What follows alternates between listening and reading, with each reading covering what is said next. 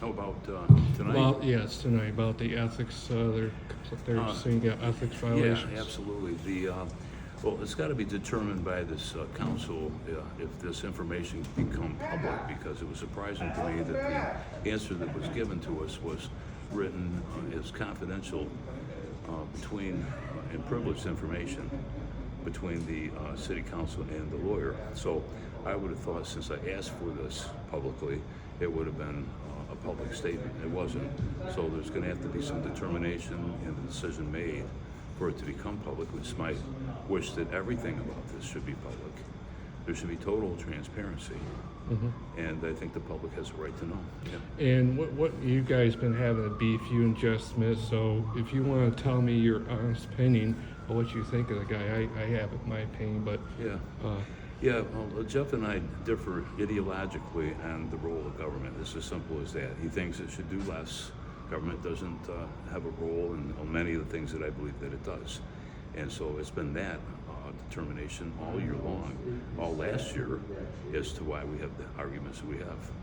And if it were, it's my belief that government can do more for all of us than any one of us can do alone. We're a cooperative, and it should be treated that way.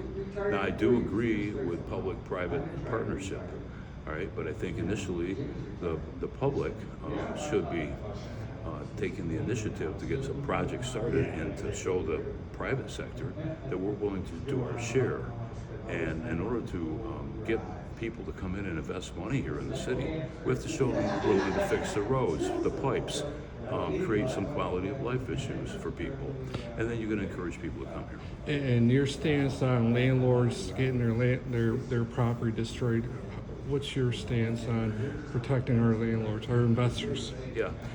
Landlords are not investing in the property the way they could be if they felt some assurances from the local law enforcement that anybody that was damaging their apartment beyond what civil court could settle would be addressed, and it hasn't been. And so for us to lower the price of affordable housing down where it's affordable again, we got to have something more than what's being done. Landlords are taking a beating right now, and that shouldn't be the case. So I want to do something more. That's why I proposed the Watertown Affordable Housing Task Force, which not just looks at what landlords need, but it also looks at what tenants need, because there's a lot of landlords, as you know, that don't do everything they should for the tenants. And the cost of the rentals are going up and up beyond what most people can afford now. For me, Councilman Cliff, I'm very fortunate. I pay $750, and we take care of our property. We take care of it as rear renters. So you're correct. Not all landlords clean up their stuff, but majority of people, they probably do. There's some really good, like Bill Ballmer. You heard of his story? Yeah, that's the one I did the interview with, and then also went through the apartment and saw the destruction in there. Yeah. And how do you feel about that person not being accountable for their action by destroying his place and going out and destroying another place? Well, she went on to destroy another place after she left there. She wasn't held accountable. Without any accountability, there's no change. So people just feel, and then other people are watching her get away with it and can do the same thing. So there's got to be some level of accountability. And do you believe that we need to hold the ones, if they file a report, even the police department or cops, if they're not willing to investigate the matter, then why do we need them? There has to be a clear set of rules and laws in place that everybody understands and they're on the same page. And right now, I don't think we're getting that direction from the DA's office and then whoever else would be responsible. Here in the city, we could set those rules up by simply making sure that we're clear and code enforcement knows what they have available for tools, and that they'll be acting on the same page as everybody else. Yeah, so do you believe, Councilman Cliff, that we definitely need to be on the same page, but also have the code enforcement do their job, and also the police department, if there's a vandalized, because I had one of my signs stolen, and they didn't do anything about it, so I took pictures. So we need to hold all parties accountable. Would you agree in that statement? I do. I think that it hasn't been clear up to this point. More needs to be understood by all parties that are involved. And I think, saying that it's another department's problem and that the public isn't sure exactly who to call to get some kind of resolution on it. And then once that's understood and everybody knows what they're supposed to do and how it's going to happen, I think it'll be a lot easier for people to get got something taken care of if they had an apartment destroyed. In the same way, a tenant should feel safe in their home and expect a certain level of comfort and safety with electrical issues and other things of that nature being addressed as quickly as possible. We have to have some oversight on that, I think, as a city.